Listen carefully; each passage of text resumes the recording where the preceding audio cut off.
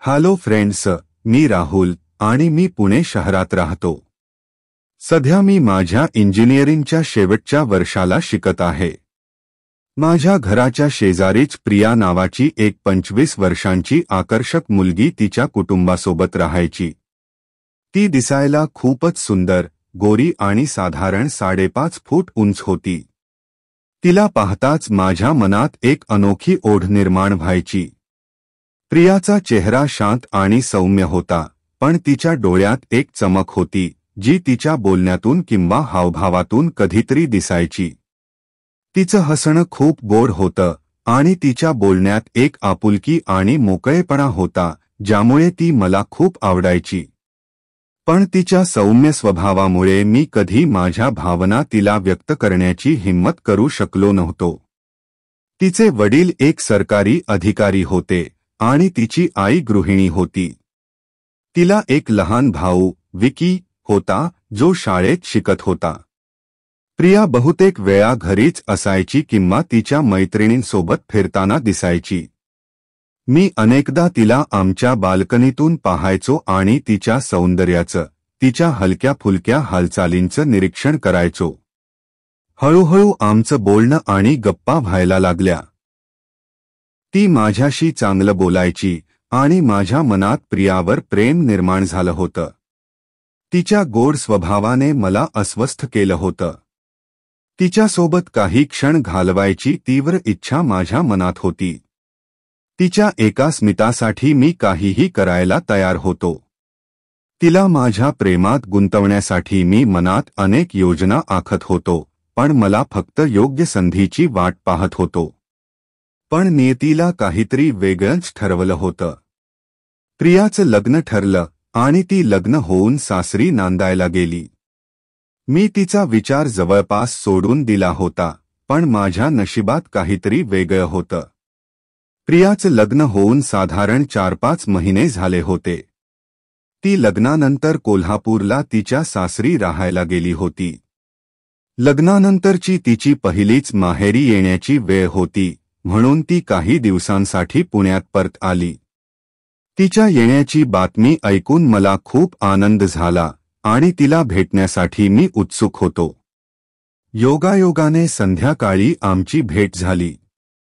लग्नानंतर पहिल्यांदाच मी तिला पाहिलं आणि तिच्या चेहऱ्यावरचं नववधूचं तेज पाहून मी थक्क झालो। ती आणखी सुंदर दिसत होती। आम्ही एकमेकांना पाहून खूप आनंदी झालो आणि आमच्या चेहऱ्यावर समाधानाचे भाव स्पष्ट दिसत होते। थोडं औपचारिक बोलणं झाल्यावर रात्री जेवणानंतर ती इथे आहे तोपर्यंत चालताना भेटून गप्पा मारायचं ठरलं। त्या भेटीमुळे माझ्या मनात एक हलकीशी हुरहुर आणि उत्सुकता निर्माण झाली। मला तिच्या नवीन आयुष्याबद्दल, सासरच्या मंडळींबद्दल जाणून घ्यायचं होतं। रात्री जेवणानंतर मी बाल्कनीत तिची वाट पाहत उभा राहिलो। शांत आणि रमणीय वातावरणात तिच्यासोबत गप्पा मारण्याची कल्पना मला आनंद देत होती। थोड्याच वेळात ती घराबाहेर आली आणि आमच्या नजरा जुळल्या। तिच्या डोळ्यात मला एक अनोखी चमक आणि आपुलकी जाणवली। आम्ही हसत एकमेकांच्या जवळ आलो आणि चालताना गप्पांच्या ओघात रमून गेलो। तिच्यासोबत बोलताना मला खूप आनंद होत होता। तिने तिच्या सासरच्या मंडळींबद्दल आणि नवीन आयुष्यातील अनुभव सांगितले। तिच्या बोलण्यात आनंद आणि समाधान जाणवत होतं, ज्यामुळे मला बरं वाटलं। त्या रात्री गप्पा मारून आम्ही घरी परतलो। दुसऱ्या दिवशी रात्री पुन्हा जेवणानंतर आम्ही घराबाहेर पडलो आणि शांत रस्त्यावर फेरफटका मारायला लागलो।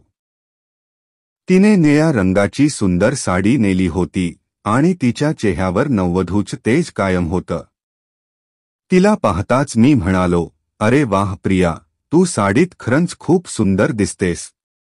माझ्या त्या कौतुकाने ती लाजली, हलकं हसली आणि म्हणाली, "चल रे, काहीतरीच." मग नकली रागात मला हलकेच मारायला लागली। तिच्या त्या लाघवी प्रतिक्रियेमुळे माझं मन आनंदाने भरलं। मग मी खोचकपणे विचारलं, "तुझा नवरा तर रात्री तुला खूप त्रास देत असेल ना?" माझं ते मिश्किल बोलणं ऐकून तिचा चेहरा क्षणभर गंभीर झाला। ती उदास स्वरात म्हणाली, चल, मला जायला पाहिजे आता. तिच्या त्या अचानक बदलामुळे मी गोंधळलो. मला वाटलं माझ्या बोलण्याचा तिला वाईट वाटलं असावं. मी ताबडतोब माफी मागत म्हणालो, सॉरी प्रिया, मला तशी गंमत करायची नव्हती. माझ्या माफीने तिच्या चेहऱ्यावरचे उदास भाव थोडे कमी झाले. ती हलक्या आवाजात म्हणाली, अरे तसं काही नाही रे. पण ती झपाझप पावलं टाकत घराकडे निघाली. तिच्या त्या घाईने माझ्या मनात शंका निर्माण झाली. जर माझ्या बोलण्याचा तिला वाईट वाटलं नसेल तर ती इतकी अचानक का निघून गेली? या विचाराने माझं मन बेचैन झालं. तिच्या चेहऱ्यावर काहीतरी काळजी जाणवली जी मला अस्वस्थ करत होती. घरी परतल्यावर मी तिला सॉरीचा मेसेज पाठवला, पण तिने काहीच उत्तर दिलं नाही. तिच्या त्या शांत प्रतिक्रियेमुळे माझं मन आणखी बेचैन झालं. आमच्यात अनेक वर्षांपासून थट्टामस्करी चालायची, मग ती आता अचानक इतकी गंभीर का वागतेय हा विचार मला अस्वस्थ करत होता. दुसऱ्या दिवशी ती मला कुठेच दिसली नाही. मी अनेकदा बाल्कनीत जाऊन तिला पाहण्याचा प्रयत्न केला, पण ती घरातच असावी. तिच्या अनुपस्थितीने माझं मन उदास झालं. पण रात्री जेवणानंतर तिचा मेसेज आला, फेरफटका मारायला चल. माझ्या मनात आशा निर्माण झाली आणि मी लगेच तयार होऊन बाहेर पडलो. ती हळूहळू चालत होती, जणू माझीच वाट पाहत होती. मी तिला भेटलो, पण तिच्या चेहऱ्यावर कालची अस्वस्थता अजूनही जाणवत होती. मी काळजीने विचारलं, कशी आहे प्रिया? इतक्या दिवसांनी माहेरी येऊन कसं वाटतंय? माझ्या त्या आपुलकीच्या प्रश्नाने प्रियाचे डोळे क्षणभर भरून आले, पण तिने स्वतःला सावरलं आणि हलक्या स्मितासह म्हणाली, मजेत आहे रे. मी खरं सांगायचं तर इथे येऊन खूप बरं वाटतंय. तिच्या बोलण्यात एक लपवलेली वेदना जाणवत होती जी माझ्या हृदयाला चटकन भिडली. ती दुःख लपवण्याचा प्रयत्न करत होती, पण तिच्या डोळ्यांतील उदासी माझ्या नजरेतून सुटली नाही. मला तिच्याबद्दल खूप काळजी वाटत होती आणि तिच्या मनात काय चाललंय हे जाणून घ्यायची उत्सुकता वाढली. मी हळू आवाजात विचारलं, खरं सांग प्रिया, काल माझ्या बोलण्याचा तुला वाईट वाटलं होतं का? माझ्या त्या सरळ प्रश्नाने ती क्षणभर शांत झाली. मग खोल श्वास घेऊन ती म्हणाली, नंतर सांगते, आणि पुढे चालू लागली. मी काळजीने पुन्हा विचारलं, थांब ना, किती दिवस आहेस तू इथे? तिने हलकीशी नाराजी दाखवत म्हटलं, का रे, लवकर परत पाठवायचं आहे का मला? माझ्या चेहऱ्यावरचे भाव पाहून ती खळखळून हसली आणि म्हणाली, गंमत करते आहे रे वेड्या. मी मोठा सुस्कारा टाकला आणि हसत म्हणालो, हो का? मला वाटलं कालसारखं काही चूक बोललो की काय. माझं ते काळजीचं बोलणं ऐकून ती पुन्हा शांत झाली. तिच्या गालांवर अश्रू ओघळू लागले. माझं मन बेचैन झालं.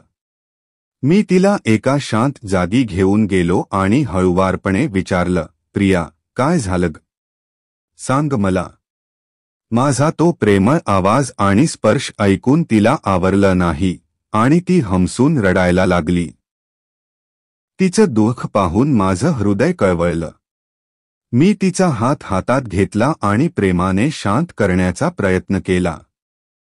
काही क्षणांनंतर ती थोडी शांत झाली, पण तिचे डोळे अजूनही अश्रूंनी भरलेले होते.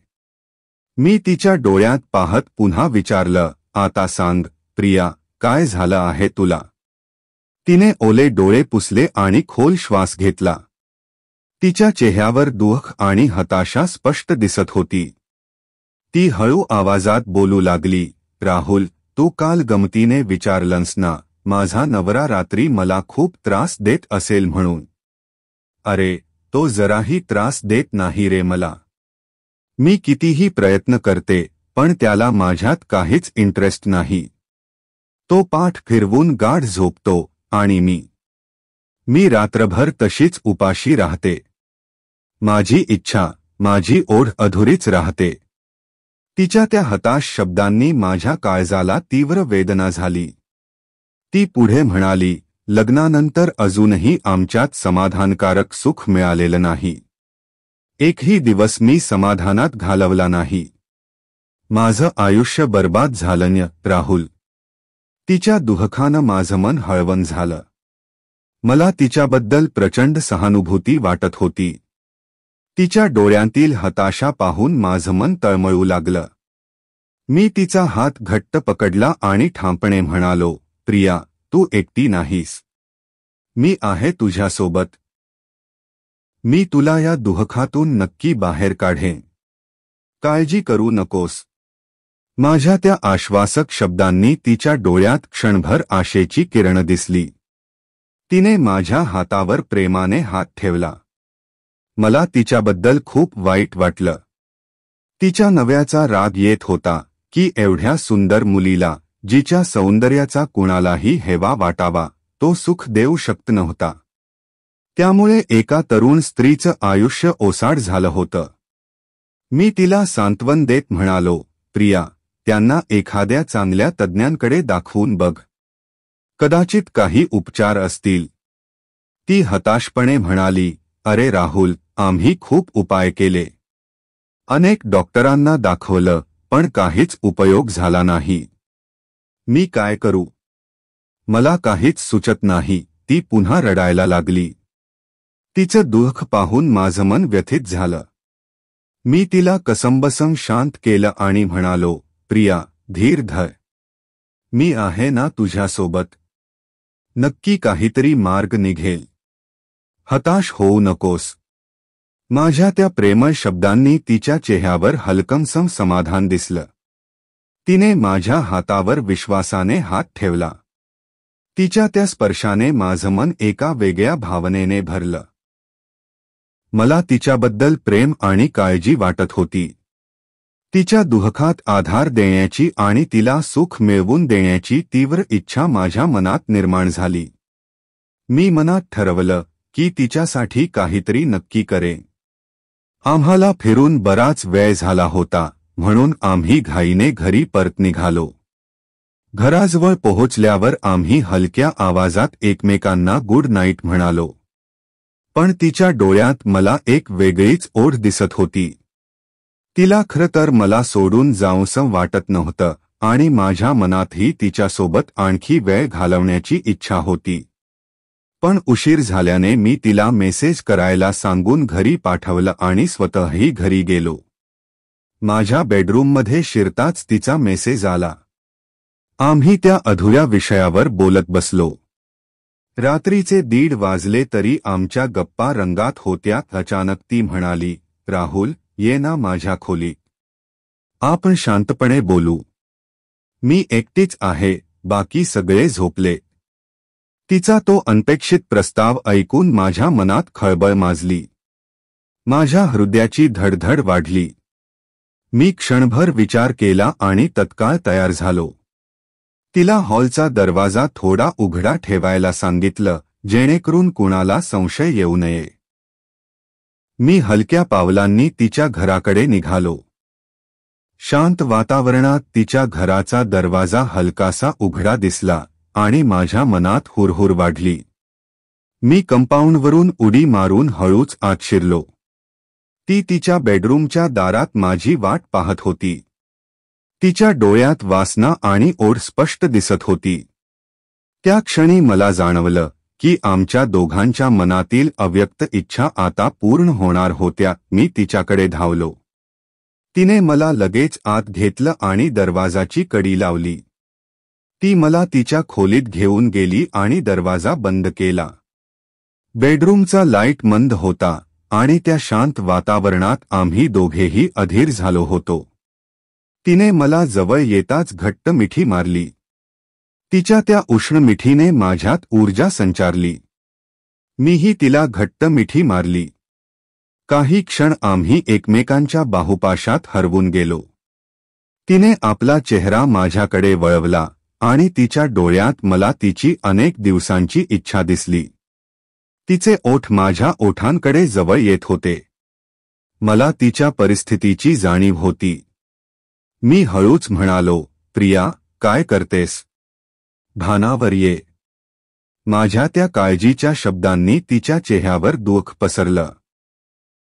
तिने माझे हात हातात घेत विनवणीच्या स्वरात म्हटलं, नको रे, तू तरी असं करू नकोस. मला प्रेम कर प्लीज. मी तुझ्या प्रेमात वेडी झाली आहे. तिच्या त्या विनवणीने माझं मन हळवण झालं. तिच्या डोळ्यातील अश्रू आणि हताशा माझ्या हृदयाला वेदना देत होती. तिला सुख देण्याची तीव्र इच्छा माझ्या मनात निर्माण झाली. तिच्या याचनेने मला नकार देणं अशक्य झालं. तिच्या डोळ्यातील अग्नी आणि स्पर्शातील ओढ मला तिच्याकडे खेचत होती. मी हळू आवाजात म्हणालो, ठीक आहे प्रिया, तू जसं म्हणशील तसं. माझ्या त्या सहमतीने तिच्या चेहऱ्यावर आनंदाची चमक दिसली. तिने मला पुन्हा घट्ट मिठी मारली. तिच्या नव्याच्या दोषाची शिक्षा तिला का भोगावी असा विचार माझ्या मनात आला. माझं हृदय तिच्यासाठी अधिक हळवण झालं. मी तिच्या डोळ्यात पाहिलं आणि प्रेमळपणे म्हणालो, होय प्रिया, तुझं दुःख आज मी नक्की दूर करेन. तुझ्या नव्याच्या दोषाची शिक्षा तुला भोगायला नको. माझ्या त्या आश्वासक शब्दांनी तिच्या चेहऱ्यावर आनंद दिसला. माझं बोलणं पूर्ण होण्याआधीच तिने आपले ओठ माझ्या ओठांवर ठेवले. तिच्या त्या उत्कट चुंबनाने मी उत्तेजित झालो. मीही तिला साथ देत चुंबन करायला लागलो. तिच्या ओठांचा तो पहिला स्पर्श आमच्यासाठी एका नव्या अनुभवाची सुरुवात होता. मी तिच्या गळ्यावर, छातीवर चुंबन घ्यायला लागलो. तिने मला घट्ट पकडलं. आम्ही दोघेही कपडे काढून टाकले आणि एकमेकांना मिठी मारली. आम्ही बेधुंद झालो होतो. आजूबाजूच्या जगाचा विसर पडला होता. मी तिच्या गालांवर, गळ्यावर, छातीवर चुंबनांचा वर्षाव केला. तीही माझ्या ओठांवर, गालांवर, गळ्यावर चुंबन करायला लागली. मी तिच्यावरून हात फिरवायला लागलो. तिच्या मांडीवर चावट चाळे करायला लागलो. तिचा श्वास वाढला. ती कित्येक महिन्यांपासून भुकेली वाटत होती. मी तिच्या डोक्यावरून हात फिरवला आणि म्हणालो, प्रिया, तू फक्त माझी आहेस. यापुढे तुझं सगळं माझंच आहे. ती म्हणाली, हो रे माझ्या राजा, तूच माझा सर्वस्व आहेस. मी तिच्या कपाळावर, गालांवर, गळ्यावर हळुवारपणे चुंबन केलं. ती उत्तेजित होऊन मला घट्ट कवटाळत होती. तिच्या तोंडून मादक आवाज येत होते. मी हळूहळू खाली सरकलो. तिच्या नाजूक भागांवर चुंबन केलं. माझ्या प्रत्येक स्पर्शाने ती अधिक उत्तेजित होत होती. तिच्या मादक आवाजांची तीव्रता वाढत गेली. ती हळू आवाजात म्हणाली, मी खूप दिवसांपासून या सुखाची भुकेली आहे. आज माझी इच्छा पूर्ण कर आणि मला खूप सुख दे. तिचे शब्द माझ्या काळजाला भिडले. माझी उत्तेजना वाढली. मी तिच्या प्रत्येक इच्छेचा आदर करत तिला आनंद देण्याचा प्रयत्न करत होतो. माझ्या मनातील अनेक दिवसांची इच्छा पूर्ण होत होती. आमच्या मादक आवाजांनी खोली भरून गेली. आम्ही आनंदाच्या शिखरावर पोहोचलो होतो. माझा श्वास वेगवान झाला आणि मी थांबण्याचा विचारही करत नव्हतो. अखेर आम्ही त्या अंतिम क्षणाला पोहोचलो आणि एका शांततेत हरवून गेलो. आम्ही बराच वेळ हात धरून एकमेकांवर प्रेमाचा वर्षाव करत पडून राहिलो. प्रियाच्या डोळ्यातून आनंदाश्रू वाहत होते. तिची इच्छा पूर्ण झाली होती आणि ती समाधानी दिसत होती. आम्ही पहाटेपर्यंत एकमेकांच्या कुशीत पडून राहिलो. पहाट झाल्यावर मी पटकन आवरलं, तिला चुंबन केलं आणि घरी निघालो. यानंतर काही दिवस आम्ही रोज प्रेम केलं. मित्रांनो, कथा कशी वाटली? तुमचे विचार सांगा. जर कथा आवडली तर लाईक करा आणि नवीन कथांसाठी चॅनल सबस्क्राईब करा. पुन्हा भेटूया नव्या कथेत. धन्यवाद.